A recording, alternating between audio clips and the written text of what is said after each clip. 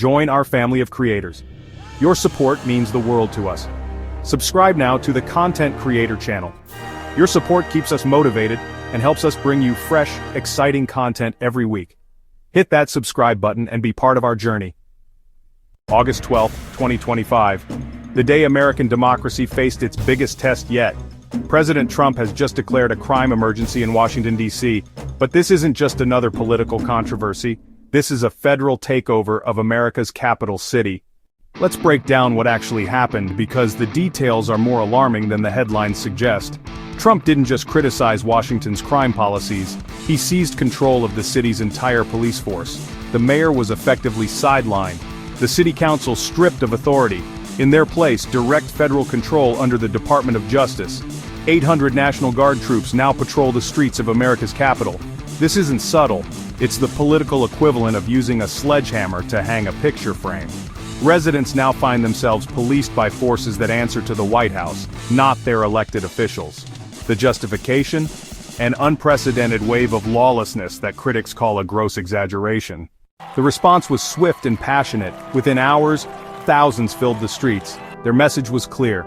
This crosses a fundamental line.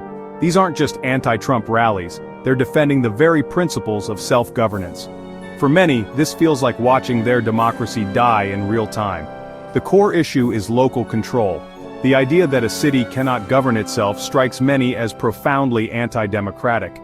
Then there's the deep American skepticism of using military forces against civilians. There's a fundamental difference between a police officer who's part of the community and a soldier trained for warfare. Protesters fear this sets a dangerous precedent for how future presidents might handle dissent in other cities. Just to add gasoline to this raging fire, the Pentagon announced the formation of a special quick reaction force. This isn't about the current National Guard deployment, this is about creating a permanent military unit for domestic situations. Several thousand troops kept on high alert, ready to deploy at a moment's notice.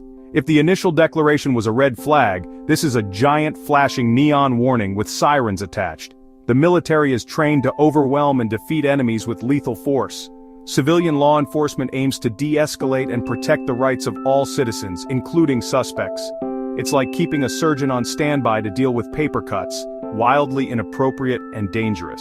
For protesters, this represents a permanent escalation, transforming emergency measures into lasting features of life in the Capitol. This explosion of anger is nothing new for the Trump presidency. It's a predictable cycle, like tides or questionable fast food menu items. His decision to strike Iranian nuclear facilities brought the world to the brink of major conflict. The response was instantaneous and global. Thousands flooded streets not just in American cities but worldwide. These were peace rallies, driven by genuine terror of what another large-scale conflict would mean. The 2017 Women's March became one of the largest single-day protests in U.S. history. It sparked sister marches across the globe, demonstrating how American presidential actions don't stay within America's borders. Each controversial decision met with shock and condemnation, creating ripples felt everywhere. The current protests aren't happening in isolation. They're fed by years of accumulated anger, frustration, and fear.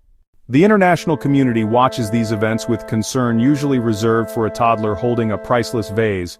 The German chancellor emphasized respecting democratic institutions, diplomatic code for, "What are you doing over there?" The French president called for calm and responsibility, a polite way of saying, "Please stop making everything chaotic."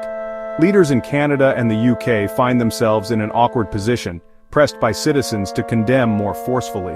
Global media covers the story with astonishment, running headlines about American democracy in crisis. For people worldwide, images of soldiers patrolling the Capitol are deeply jarring and surreal. This isolates the United States at a time when global cooperation is desperately needed.